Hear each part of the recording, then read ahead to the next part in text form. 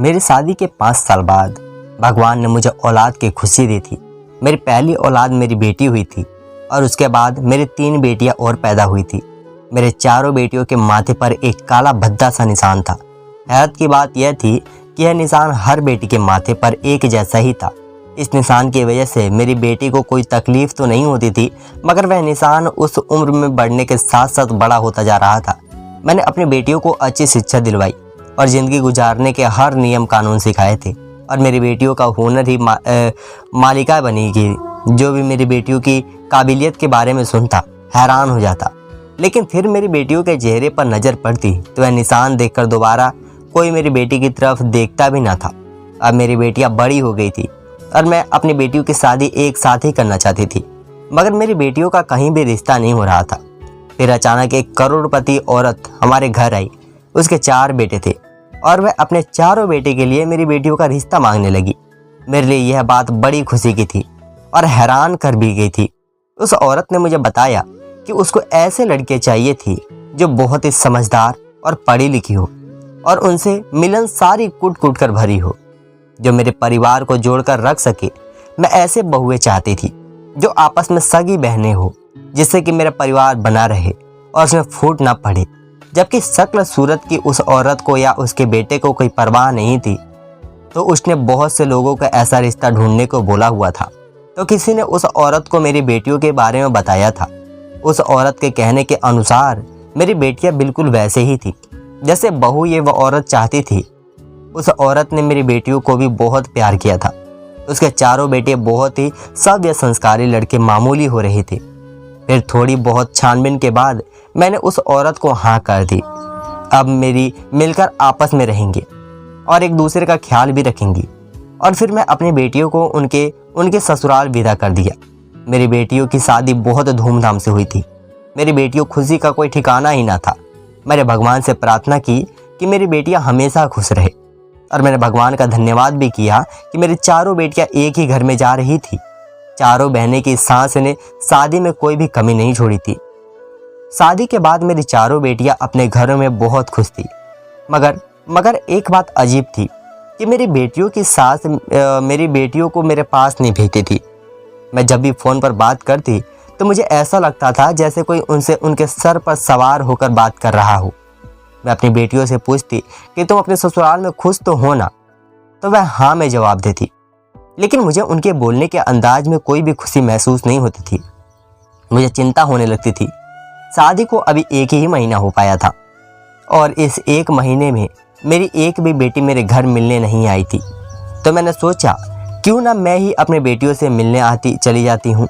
मैंने फ़ोन करके अपनी बेटियों से कहा कि मैं तुम लोगों से मिलने आ रही हूँ, लेकिन मेरी चारों बेटियों ने ही सख्ती से मना कर दिया कि मम्मी आप यहाँ मत आइए, हम खुद ही आपसे मिलने आएंगे।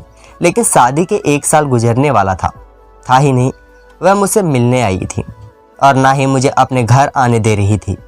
अब मैं सोच लिया था कि मैं बिना बताए उन लोगों से मिलने जाऊंगी, लेकिन उनकी नौबत ही नहीं आ पाई, क्योंकि मैं अभी जाने के बारे में सोच ही रही थी कि अगले दिन ही मेरी बड़ी बेटी मर गई। मेरी बड़ी बेटी के पति ने बताया कि अचानक से नीचे गिरने की वजह से मेरी बेटी के सर पर चोट लगी थी और वह मर गई। मैं अपनी बड़ी बेटे की मौत से टूट कर रह गई थी। चांदी के 5 साल बाद मेरी यह बेटी पैदा हुई थी।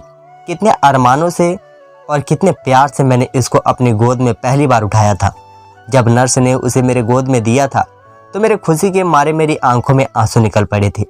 मैं आज मेरी वही बेटी शादी के 1 साल बाद ही इस दुनिया से छोड़कर चली गई थी और मुझे पता भी नहीं था कि उसे हुआ क्या था। मैं तड़प रही थी, रो रही थी। अभी मैं अपनी बेटी के गम में निकली ही नहीं थी कि दूसरे महीने मेरी दूसरी बेटी भी मर गई।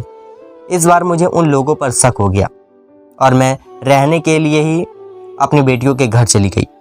मगर उस रात बेटी को देखकर मेरा कलेजा फट गया, क्योंकि मेरा नाम अनीता है। मेरा संबंध अच्छे खाते पीते घर से आने था।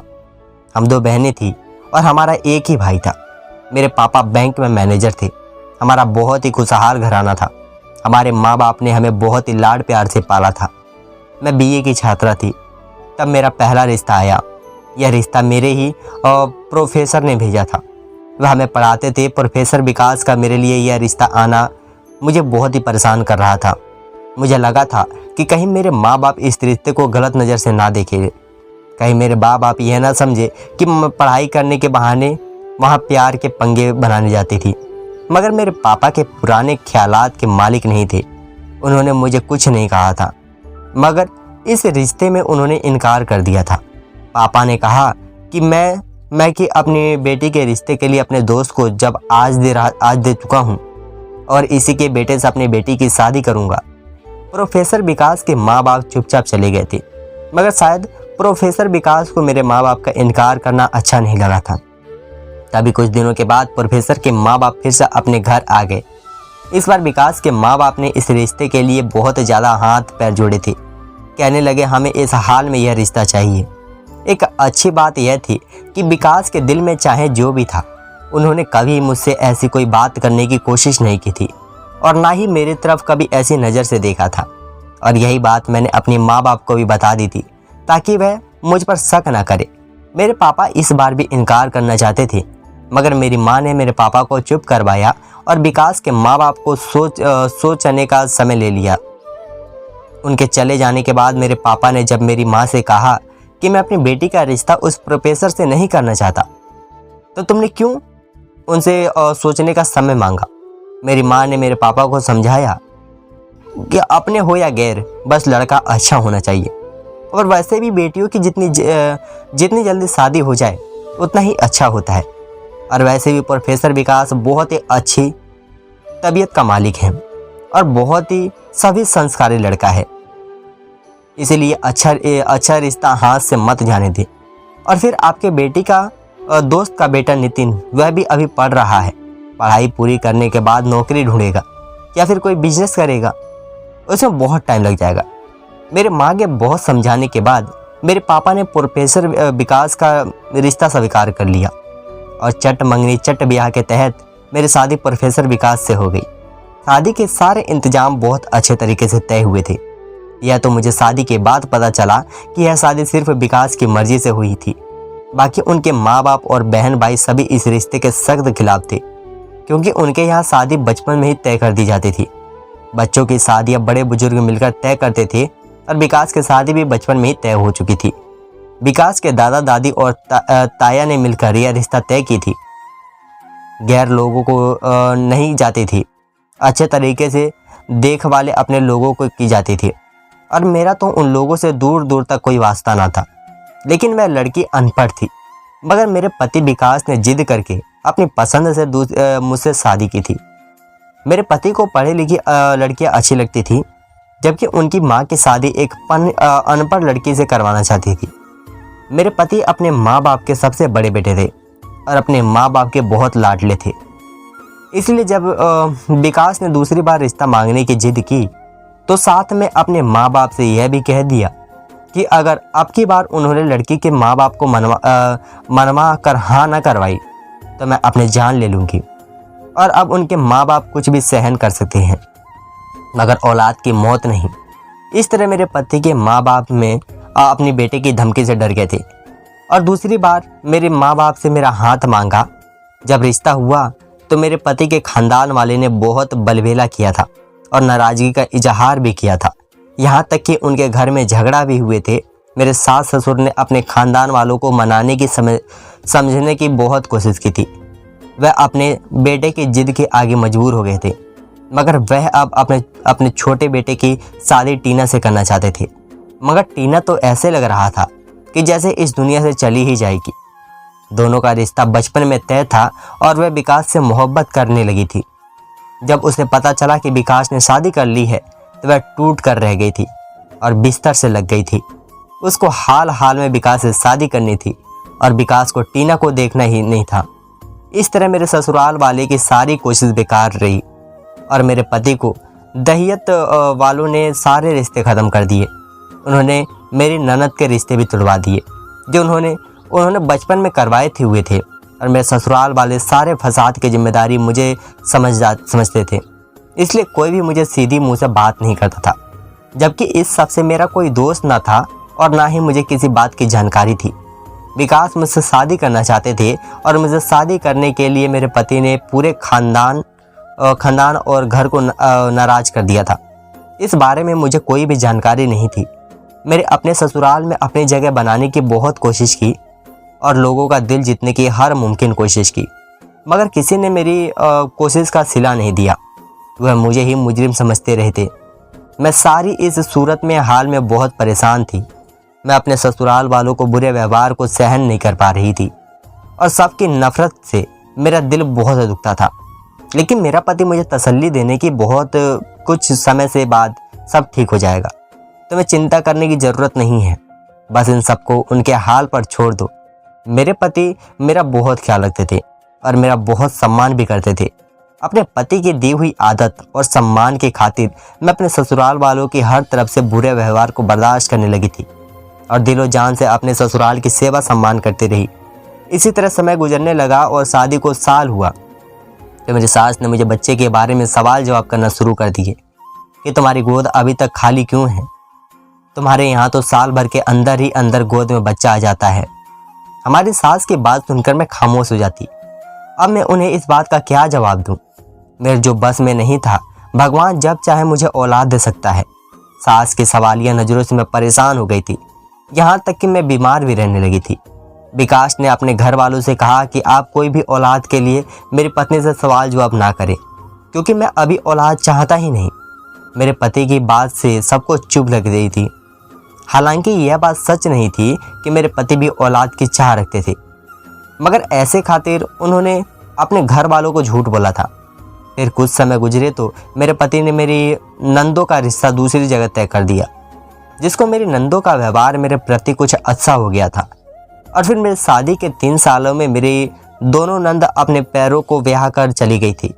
लेकिन मेरे सास ससुर पोता पोती की चाह लिए इस दुनिया से विदा हो गए थे। मेरे ससुर की बिजली का करंट लगा और हड़बड़ाकर से मेरी सास उन्हें बचाने के लिए उन्हें पकड़कर खींचने लगी। बिजली का करंट अब बहुत तेज था, दोनों को मौके पर ही मौत हो गई थी और मेरे देवर भी शादियां करके अपने अलग घरों में शिफ्ट हो गए थे। मगर मेरी झोली खाली की खाली रही। अब मुझे बांझपन पर डर सताने लगा था और मैं औलाद ना होने पर बहुत रोती और परेशान रहती थी। मेरी हर डॉक्टर और हर हकीम से अपना इलाज करवाया, मगर कोई फ़ायदा ना हुआ। मेरे और मेरे पति ने अपने सारे टेस्ट करवाए, मगर हम दोनों बिल्कुल ठीक थे। हमारे अंदर कोई कमी न थी, बस भगवान की तरफ से देर थी। मैं बहुत रोती और परेशान रहती थी, जबकि विकास मुझे दिलासा देते कि भगवान के यहाँ देर है, अंधेर नहीं। तुम भगवान पर भरोसा रखो, भगवान ने चाहा तो जल्द ही हमारे यहाँ भी एक फूल सा बच्चा होगा। और फिर आखिरकार हमारी प्रार्थना रंग लाई और शादी के 6 साल बाद भगवान ने मुझे एक चंद सी बेटी दी थी। मेरी खुशी का कोई ठिकाना ना था। अपनी औलाद को जाने ना मेरे पति भी बहुत खुश थे। मेरी बेटी बहुत ही सुंदर थी, बहुत प्यारी थी, मगर उसके चेहरे पर एक काला धब्बा था। पहले तो मैं बहुत थोड़ा परेशान हो गई, मगर फिर इस बात को नज़रअंदाज कर दिया था। मेरे लिए तो यही बहुत था कि भगवान ने मुझे यह सारी प्यारी सी बेटी दी थी। हमने अपनी बेटी की पैदाइश में बहुत खुशी मनाई थी। फिर मेरी बेटी रिया 2 साल की हुई थी कि भगवान ने मुझे दूसरी बेटी की दी थी। मेरी दूसरी बेटी तो सिया तो बहुत ज़्यादा सुंदर थी, लेकिन हैरान की बात यह थी कि उसके चेहरे पर भी वही तरफ का काला धब्बा था जैसे सिया के चेहरे पर था। मुझे इस बात ने बहुत ज़्यादा परेशान किया था कि तुम इस तरह उदास होकर अपने भगवान को नाराज़ कर रही हो। भगवान का धन्यवाद करो कि उनके हमें कितनी प्यारी बच्ची दी है। अपने पति की यह बात सुनकर मैं अपने दिलो दिमाग में वहम निकाल दिया और अपनी ज़िंदगी में खुश रहने लगी। मेरी दोनों बेटी सिया और दिया बहुत प्यारी और समझदार थी। फिर मेरी छोटी दिया 3 साल की थी कि मैं फिर से उम्मीद से हो गई, मगर इस बार की खुशी मुझ पर भारी पड़ गई। अभी मेरी तीसरी औलाद पैदा भी नहीं हुई थी कि मेरे पति का एक्सीडेंट हो गया और वो कोमा में चले गए। 3 महीने तक अस्पताल में इलाज कराने के बाद भी मेरे पति की हालात में कोई सुधार नहीं हो रहा था। मेरे पापा उन्हें घर ले आए। मेरी खुद की हालात ठीक नहीं थी, लेकिन फिर भी मैं अपने पति को देखभाल में दिलो जान से जुटी रही। दिल में कहीं एक उम्मीद थी कि मेरे पति की सांसें चल रही है और बहुत जल्दी ठीक हो जाएंगे। मैं रोज़ उन्हें बताती कि आज हमारी बेटियों ने क्या क्या किया है। पूरे घर की रूटीन बताती। मुझे लगता था कि वह मेरी सारी बातें सुन रहे हैं, बस वे मुझसे बातें नहीं कर सकते। विकास के साथ हुए इस हादसे ने मेरे ऊपर कयामत तोड़कर रख दी थी। मेरे माँ बाप और मेरे भाई बहन मुझे बहुत सहारा देते और संभालते रहते, लेकिन मेरे ससुराल वाले में किसी ने मेरा साथ नहीं दिया था। बस दुनिया दिखाई के लिए मेरा साथ दिया था और फिर कुछ ही समय बाद के फौरन बाद ही मुझे पूरी तरह बाय काट कर दिया था। उनको मेरी या मेरे बच्चों की कोई चाहत ना थी। वो लोग विकास की खातिर ही बर्दाश्त करते थे। अब जबकि विकास की यह हालात थी, उन्होंने हम लोगों को पूरी तरह छोड़ दिया था। इस तरह मैं अपने ससुराल वालों से बिल्कुल कट कर रह गई थी। और फिर मेरे पति के कोमे में जाने के 4 महीने के बाद मैंने 2 जुड़वे बेटियों को जन्म दिया था। मगर उनके चेहरे देखकर मुझे फिर एक जोर सा झटका लगा था। मैं बेहोश हो गई थी, क्योंकि उन दोनों के चेहरे पर भी वैसा ही काला धब्बा था। मेरे दिमाग काम करना बंद कर चुका था। ऐसा लगता था जैसे उन चारों को जानबूझकर एक जैसा काला धब्बा दिया गया हो। मगर मेरे पापा ने मेरे इस ख्याल का कोई टोका बोला कि यह भगवान का दिया हुआ काला धब्बा है, यह किसी इंसान का लगाया हुआ नहीं है। तुम्हारी बच्चियों के चेहरे पर यह काला धब्बा देखकर तो यही लगता है कि भगवान ना है तो तुम्हारे पति को कोई सज़ा दी है। शायद तुम्हारे पति ने टीना का दिल दुखाया था। शायद यही सज़ा भगवान ने उनके बेटियों की सूरत में दी है। तुम भगवान से अपने की गलत ख्यालात से माफ़ी मांगो और अपने बच्चों को बहुत अच्छी तरह से पालन करो। मुझे भी अपने पापा की बात समझ आ गई थी। मैंने 1-2 बार कोशिश की कि मैं टीना से मिलकर उससे माफ़ी मांगूं, मगर मेरी नंद और देवरानी मेरी बात सुना तो दूर की बात, मुझे मिलने से साफ मना कर दिया था। और फिर मैंने भी अपना मामला भगवान पर छोड़ दिया था और अपनी बेटियों की ही परवरिश में लग गई थी। उनकी अच्छी ज़िंदगी के लिए मैंने अपने पति की जगह नौकरी करना शुरू कर ली। समय गुजरता रहा और मेरी बेटियां जवान हो गई। इतने सालों में विकास के हालात में जो सुधार आया था वह यह था कि बस उन्होंने अपनी आंखें खोली थी। बाकी वह कुछ भी बोल नहीं सकते थे, ना ही अपने शरीर का कोई हिस्सा हिला सकते थे। मेरे लिए यही बहुत था कि वह अपने देख तो सकते थे और अपनी बेटियों को बड़े होते देख सकते थे। मैंने उनकी आंखों में कभी बहुत बेबसी देखी थी, लेकिन मैं उन्हें हिम्मत देती कि आप बिल्कुल भी चिंता मत करें, मैंने आपकी बेटियों की बहुत अच्छी परवरिश की है। मेरी बात सुनकर उनकी आंखों में थोड़ी सी चमक उभर आती थी। मैंने सच अपनी बेटियों की बहुत अच्छी परवरिश की थी और बहुत ही अच्छी शिक्षा दिलवाई थी और घर पर भी सारे काम सिखा दी थी। लेकिन जब उनके रिश्तों की बात आती तो वह सारे हुनर और पढ़ाई लिखाई छुप जाते थे। लोगों की नज़र में बस मेरी बेटियों के चेहरे पर मौजूद काला धब्बा ही नजर आता था। वैसे तो मेरी बेटियां बहुत सुंदर थी, ऐसे खूबसूरती मैंने आज तक किसी को भी नहीं देखा था, लेकिन उनके चेहरे पर मौजूद वह काला धब्बा उनकी सारी खूबसूरती को धूमिल कर देता था। और यह बात मेरे लिए बहुत तकलीफ देने वाली थी। ना जाने हमने किन गुनाहों की सज़ा मेरे मासूम बेटियों को मिली थी। मैंने और मेरी बहन भाई ने बहुत कोशिश की कि मेरी बेटियों की अच्छी जगह शादी हो जाए। रिश्ते तो बहुत ऊंचे ऊंचे खानदान से आते थे, लेकिन वह सब लोग मेरी बेटियों के चेहरे पर लगे उस काले धब्बे को देखकर उन्हें ठुकरा कर चले जाते थे। मैं सारी सूरत साथ से बहुत परेशान थी। मैं लगभग मायूस हो चुकी थी कि जब यह अमीर औरत हमारी ज़िंदगी में आई, वह मेरे फरिश्ता साबित हुई थी और उसने मेरी बेटियों की ज़िंदगी में खुशियों के रंग भर दिए थे।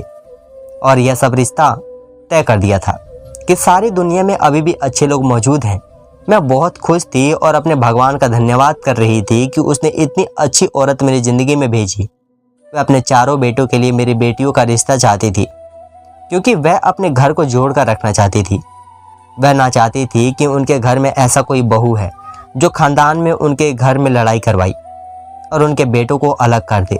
इसलिए वह चारों बेटों के लिए 4 बहनों को ही ढूंढ रही थी जो एक साथ मिलकर प्यार से रहे। मेरी बेटियों के चेहरे भी चमक उठे थे। उनके चेहरे की चमक पर मेरे अंदर तक सुकून उतर जाता था। और फिर शादी के 1 साल बाद ही मैंने महसूस किया कि जैसे मेरी बेटियां बहुत चुप और गुमसुम से रहने लगी है। मैंने अपनी बेटियों के घर जाने का इरादा किया, मगर उन्होंने मुझे मना कर दिया। मुझसे कहा कि मम्मी, हम खुद ही आपके पास आ जाएंगे, आप हमारे घर मत आना। मैं बहुत परेशान थी, मगर मैं खामोश रही। और फिर उनके बाद जो हुआ उसने तो मुझे तोड़ कर रख दिया था। अचानक मुझे खबर मिली कि मेरी बड़ी बेटी मर गई है। सब लोग मेरी बड़ी बेटी सिया को लेकर मेरे पास आ रहे थे। यह खबर सुनकर मैं बेहोश होकर गिर पड़ी थी। जब मुझे होश आया तो सब मेरे घर आकर जमा थे और मेरे मासूम से सिवा कफन में लिपटा मेरे सामने पड़ी थी। वह हड्डियों का ढांचा बनी हुई थी और बाकी तीनों बेटियों को भी यही हालात थी। मेरी हालात अब बहुत ख़राब थी। मुझ पर बार बार बेहोशी के दौरे पड़ रहे थे। मेरी जवान बेटी अचानक एक इस दुनिया से चली गई थी। सिया के मरने के सदमे में थी। इस हफ्ते बाद ही मेरी छोटी बेटी दिया भी मर गई थी। उसकी मौत ने तो मुझे भी मार दिया था और मैं बीमार होकर अस्पताल में एडमिट हो गई, जबकि मेरी बहन और भाई इस सूरत में हाल में चौंक गए थे। दिया के अंतिम संस्कार के बाद मेरे भाई ने बहनों की और मेरी बेटियों की सास और उसके पतियों से कहा कि अभी उनकी माँ की हालात ठीक नहीं है। अगर आपको बुरा ना लगे तो बाकी के 2 बेटियां फ़िलहाल यही रहने दें। और मेरी बेटियों के सास थोड़ी जज्बाती हो गई और इनकार करने लगी थी। इनके बड़े बेटे ने फ़ौरन से मेरी बेटियों से कहा कि तुम दोनों जब तक चाहें अपनी माँ के पास रह सकती हो। मेरी बेटियों की सास वापस चली गई और उनके चले जाने के बाद मेरी बहन और भाई ने मेरे दोनों बेटियों रानी और नेहा से पूछा कि तुम्हारे घर में सब ठीक तो है ना? आखिर इस तरह तुम्हारी दोनों बहनें कैसे मर गई? कोई गैर मामूली बात तो नहीं हुई? इस पर रानी तो बिल्कुल खामोश रही, मगर नेहा ने जो बताया उसे मेरे बहन भाई को झटका लगा था। वह सच भी नहीं सकते थे कि ऐसा भी कुछ हो सकता है। उनकी बहन ने साथ इतना बड़ा खेल खेला गया था और मैं इन घिनौने खेल में अनजान रही थी और तकलीफ सहती रही। मेरी बेटी रानी ने बताया कि उसके पास कोई नहीं बल्कि उनके पापा की पुरानी मंगेतर टीना है। टीना को अपने ठुकराए जाने का बहुत गहरा सदमा पहुंचा था और इस बात ने टीना को पागल कर दिया था कि उनके मंगेतर ने किसी और लड़की की खातिर उनको ठुकरा दिया है। और फिर टीना को उस लड़की से नफरत हो गई और वह बीमार हो गई। तब उसके माँ बाप ने अपनी टीना की हालात सुधारने के लिए टीना की शादी तय कर दी थी। टीना की शादी जिस लड़के से तय हुई थी वह बहुत ही जाहिल था, पढ़ा लिखा नाम का भी नहीं था। विकास जितना भी सुलझी तबीयत का और पढ़ा लिखा था, टीना का पता उतना ही जाहिल था। मगर उसके पास पैसे बहुत ज़्यादा थे, मगर टीना को यह जज्बाती लगती थी कि उसे इस जाहिल में पल्ले बांध दिया गया है। और इसी एहसास ने टीना के अंदर इतनी नफरत भर दी थी कि वो बदला लेने पर उतर आई और उसके लिए टीना ने बहुत ही घिनौना खेल खेला था। इसके बारे में विकास और मैं सोच भी नहीं सकते थे। टीना ने विकास और मेरी ज़िंदगी बर्बाद करने के लिए काले जादू का सहारा लेना शुरू कर दिया था। और उसे कालू जादू के खातिर पहले उसने मेरे ससुराल वालों के दिलों में नफरत भरी, मुझे औलाद भी नहीं होने दी। और जब टीना ने देखा कि मेरे ससुराल थोड़ा थोड़ा मेरा एहसास करने लगे थे, तो रात को वह चुपके से खिड़की के सहारे अंदर आई थी और उसने मेरे ससुर को करंट दे दिया। लेकिन भगवान की मर्जी के आगे क्या कर सकता है इंसान। भगवान ने मुझे बच्चों की खुशी दे दी थी, लेकिन फिर ऐसा जादू करवाया कि मैं जो भी बच्चे को जन्म देती उसके चेहरे पर ऐसा भयानक काला निशान होता था। यह सब काले जादू की वजह से ही हो रहा था। ऐसा करके वह मुझे और विकास की तारीफ देना चाहती थी। विकास का एक्सीडेंट जरूर हुआ था, लेकिन उसके बाद जो विकास की हालात थी वह सिर्फ 3 के काले जादू की वजह से ही थी। विकास की हालात इसलिए नहीं सुधर रही थी क्योंकि वह काले जादू किया असर में टीना में था। टीना ने अपने चारों तरफ से दिमाग में यही बात डालनी शुरू कर दी थी कि उसके विकास से और उसकी पत्नी से बदला लेना चाहती है और उसके लिए टीना को अपने बेटे से मदद की ज़रूरत थी। बचपन से यही बातें सुनकर टीना के बेटों के भी यही दिमाग में बन गए थे। और फिर जब समय आया तो वह अच्छी और अनजान औरत बनकर मेरे घर आ पहुंची। मैंने उसे पहले देखा हुआ नहीं था और इसी बात का फ़ायदा उठाते हुए उसने मेरे चारों बेटियों का रिश्ता मांग लिया और वहाँ से मेरी बेटियों को तकलीफ़ से शुरुआती हुई थी। नेहा ने बताया हमारी सास ने अजीबो-गरीब हरकतें शुरू कर दी थी और उन चारों को तकलीफ़ें देने लगी और उससे काम में उन्हें बेटे के शामिल थे। मगर दिया का पति साहिल उससे मोहब्बत कर बैठा था और वह अपनी पत्नी के साइड लेने लगा था। बेटे का प्यार देखकर टीना का गुस्सा और बढ़ गया था।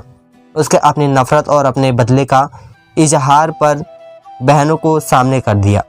उसे सुनकर हमारे रोंगटे खड़े हो गए थे।